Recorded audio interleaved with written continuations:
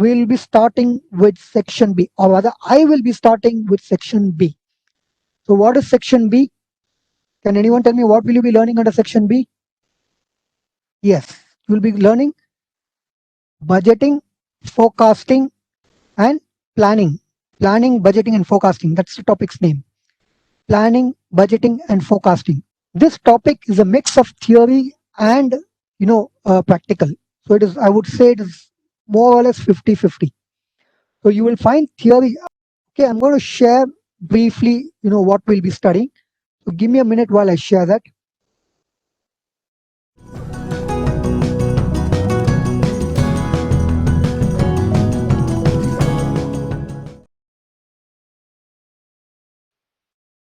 Okay, is everyone able to see what I've shared?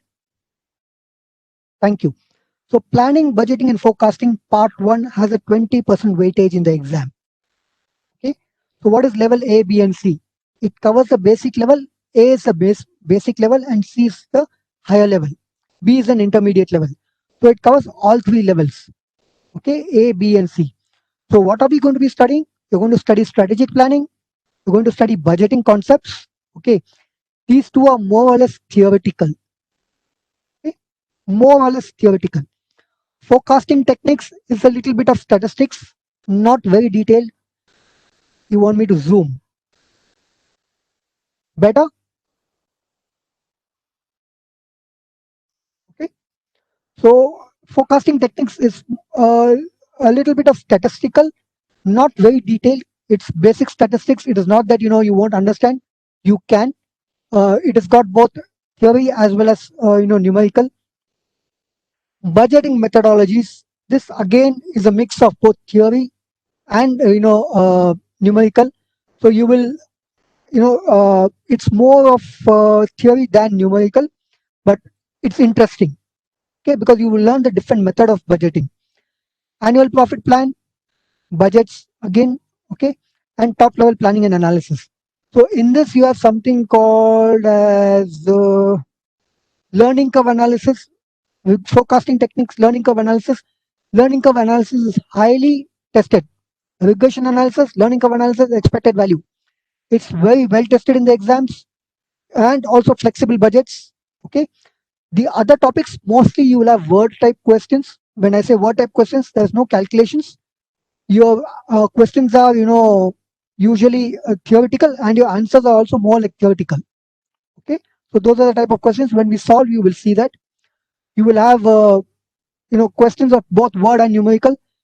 There is a 20% weightage, top level planning and analysis, pro forma income, financial statement projections, cash flow projections is a lot of cash flow projections, a lot of calculations, and there's also one more topic. Let me just find that.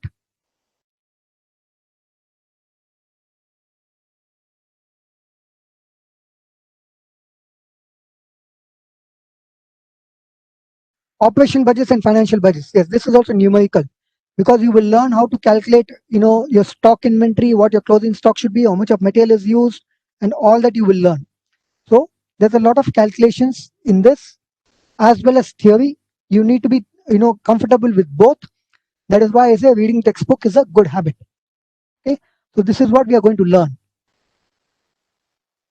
Let's start with an introduction.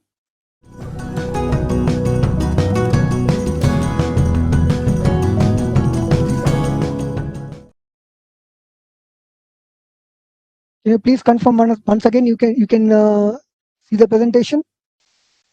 Any one of you? Yeah, thank you.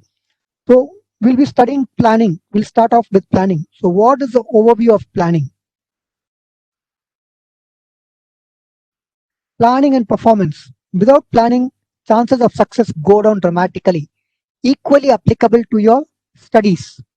If you don't plan how you're going to study, what you're going to study, when you're going to study, your chance of success is going to go down dramatically. Okay, so I shared some of the tips on planning for your studies. So planning is a very important factor in success. It is difficult to achieve what we do not know we are supposed to be doing. So if you come back, or if you start a business, but If you don't know what you're going to sell, how you're going to sell, where you're going to sell, what you're going to sell, okay, do you think that business is going to succeed? I have I have money, okay, but I want to, and I want to do business, but I have no knowledge. I don't know what product I should be selling, where I should be buying, what price I should be buying, what price I should be selling, how do I sell it, where do I sell it, who sells it for me, do I appoint a distributor, do I appoint a retailer, do I appoint an intermediary who does the marketing for me? If I don't know anything, I can't do business. Okay, it is going to be a failure. The money I invest is going to be a waste. That is why planning is that important. It is difficult to achieve what we do not know we are supposed to be doing.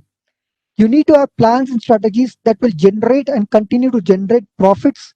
Ideally, it's also growing your profits. Why? Because the end purpose of any business, and I say the end purpose, okay, of any business is to make profit. Mind you, I say business, not an organization. An organization can include an NGO, which is not for profit. I said a business. A business cannot be not for profit. A business is always for profit. Okay. So please mind you, the language I use, it's very specific. Okay. Why? Because when you write your exam, if you say an organization's end goal is to make profit, it's misleading. Okay. You can have an NGO whose end goal is not to make profit, but is to serve mankind. It is serve the humanity. So for a business, the end goal of a business or the end result of a business is usually to make profit. And not only to make profit, but to increase the profit from the previous years, to make more profits. Okay. For that, planning is very important. Planning of how you achieve or define how much of profit you want to achieve, what level of profit you want to achieve, with what level of investment, with what level of risk, with what kind of business, is all about planning. Okay. So planning is really important over there. You need to have different plans for different goals and time frames. So the plans need not be static. The plans can change depending upon your goals, depending upon your timelines, and depending upon the circumstances. Okay. So you might start with one plan, but as your plan is progressing, you might realize that it is not taking you towards your goal. For example, I might start with an investment of, let's say, $100,000, and my goal is to make a 10% profit. Okay, a 10% return on investment. I wouldn't say profit, I will say a 10% return on investment. Okay, so I feel that if I invest that money in a fixed deposit or a term deposit, I will get a 10% return. Okay, if I invest it for a 3-year period or 5-year period, I'll get a 10% return. And I start that. That's my plan, that I invest $100,000 in a fixed deposit to earn a return of 10%. That's my plan. I start off with that. I have the money, I go to the bank, I deposit, and then after a year or so, I realize that my return on my investment is just 2%. Okay.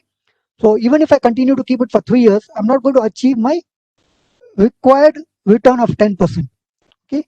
So I might change my plan over there and say, this plan is not working. Okay.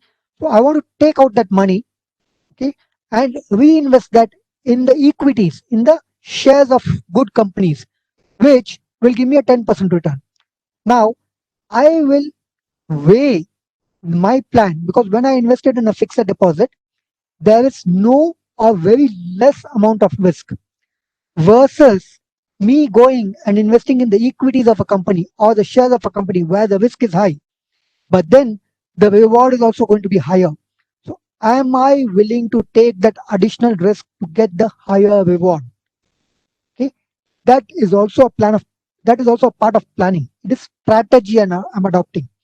So planning is very encompassing. It includes your strategy as well. Okay, so your plan can change depending upon the circumstances.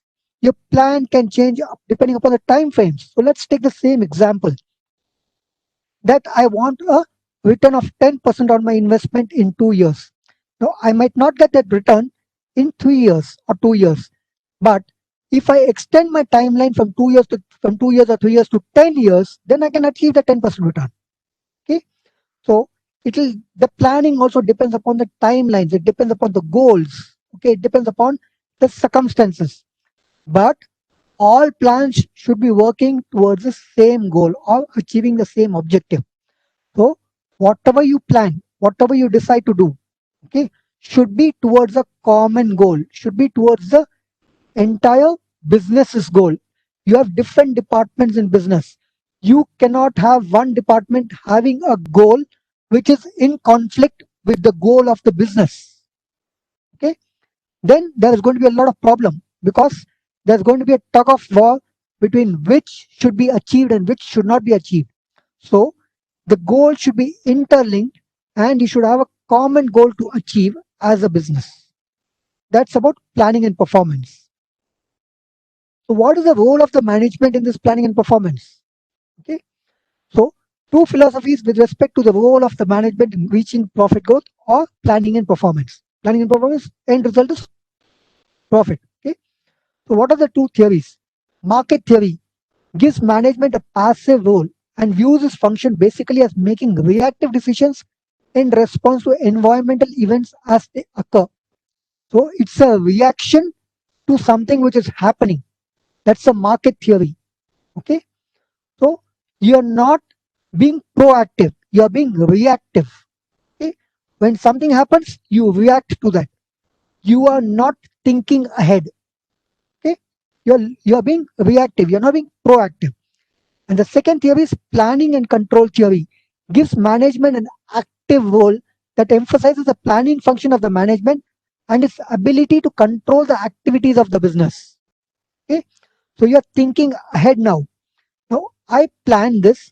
If this happens, this is what I will do. If X happens, I will do Y. If A happens, I will do B. So you're thinking ahead. You're being proactive. You're looking at being an active participant rather than a spectator, okay, who reacts to a situation. You are an active participant to see how you can utilize your resources, your circumstances, your situations, your advantages to your benefit, and minimize the risk and the disadvantages to achieve your business's goals. So there are two theories: market theory, planning and control theory. Market theory is more about being reactive, being more about passive and not looking ahead. Whereas planning is being active, being proactive, and thinking ahead and anticipating situations and working to mitigate those or take advantage of those. So that is about the role of the management. We will stop here because I just wanted to start off with the topic. So we will stop here. This is an explanation. My time limit is also up, so I will stop the class here.